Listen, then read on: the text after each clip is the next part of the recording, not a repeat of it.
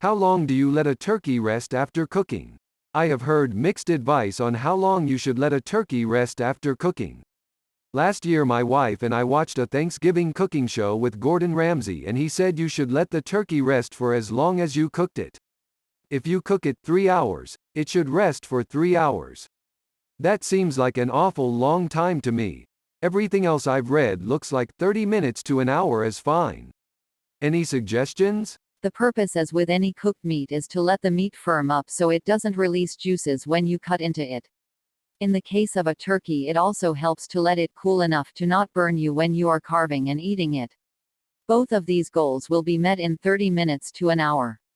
I don't know why that chef would recommend 3 hours. At that length of time, the turkey would start to approach room temperature and would be less appealing to eat, as well as start the clock on the danger zone. I heard GR say 3 hours this year too, so you're not misremembering. I recently started letting it rest for 45 minutes to an hour, and it's worked out great.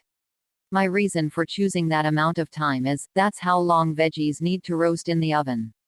Once upon a time I used to rest it for 30 minutes, meaning I needed to at least start roasting the veg while the turkey was still in the oven, and the whole thing was insanely stressful.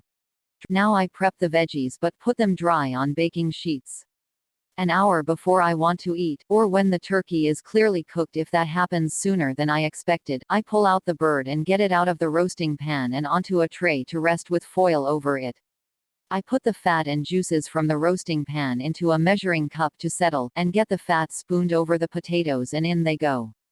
Get the stuffing out of the bird, squash cut in 1/8 or 1/16 and buttered, into the oven, and the cranberry sauce on the stove. That typically takes 15 minutes, so it's time for parsnips and onions to go into the oven again with some of the turkey fat. Then make gravy in the roasting pan using the not the fat part of the settled juices, and cook the Brussels sprouts on the stovetop. More room, less panicking, and as long as you understand you will not have a single pause during the final hour, much easier than it used to be.